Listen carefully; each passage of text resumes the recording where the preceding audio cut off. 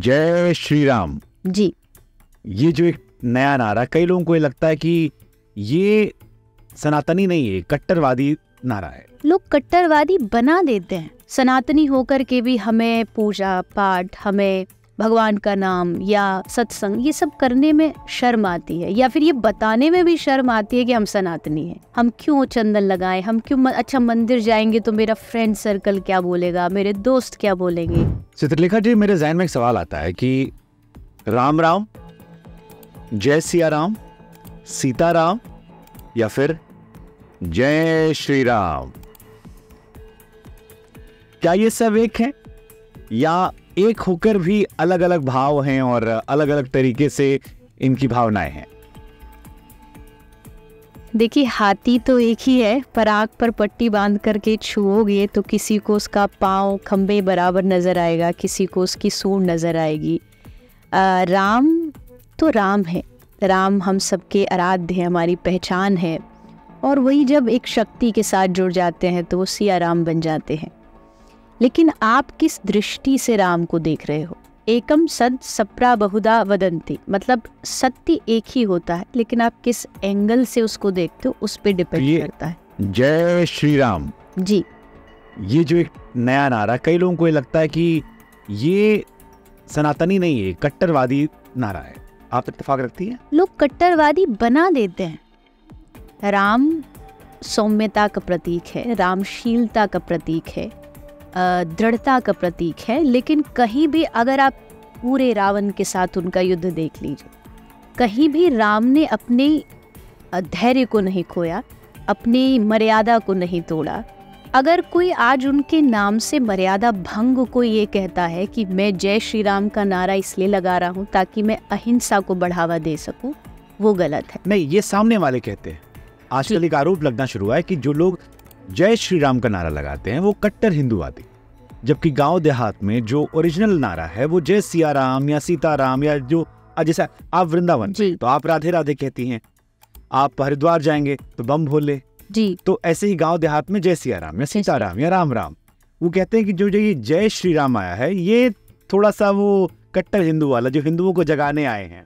तो जागने में मुझे नहीं लगता इसमें कोई दोष है। अगर किसी के प्रति जय श्री राम कहने से अगर किसी की हिंदुत्व जाग रहा है, किसी की सनातनी भावना जाग रही है, तो बहुत अच्छी चीज़ है कि आप सोए हुए किसी व्यक्ति को जगा रहे हो जय श्री राम बोल करके।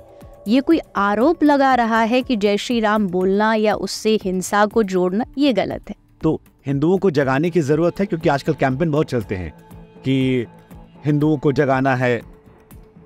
बिल्कुल।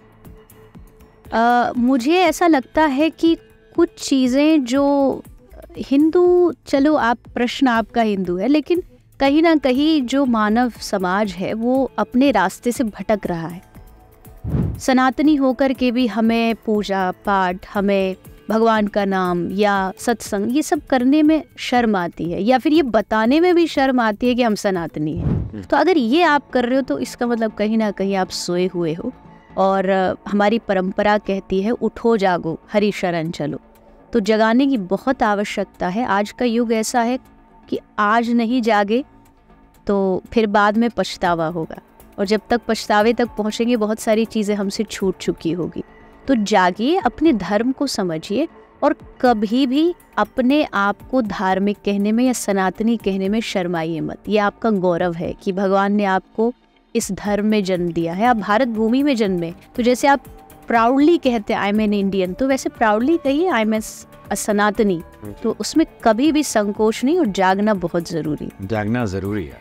मेरे जहन में फिर एक सवाल और आता है, जैसे हम क्रिश्चियंस को देखते हैं, या हम सिख कम्युनिटी को देखते हैं, या हम मुस्लिम कम्युनिटी को देखते हैं, वो अपनी रिलीजियस प्रैक्टिस बहुत ही प्राउडली करते हैं और खुलकर करते हैं। हाँ जी। आपकी बात से मुझे लगा कि शायद आपने भी एहसास किया कि हमारे यहाँ शायद कई लोग ऐसे हैं जो शर्माते हैं, संकोच करते हैं। आपको लगता है ऐसा? आप तो तमाम जगह कथा करती हैं। बिल्कुल, और खासकर आज का जो यूथ है उसको थोड़ा सा आउटडेटेड लगता है कि ये हाँ, ओल्ड फैशन लगता है कि ये सारी चीज़ें तो पुराने लोगों का काम है, हम क्यों चंदन लगाएं, हम क्यों अच्छा मंदिर जाएंगे तो मेरा फ्रेंड सर्कल क्या बोलेगा, मेरे दोस्त क्या बोलेंगे।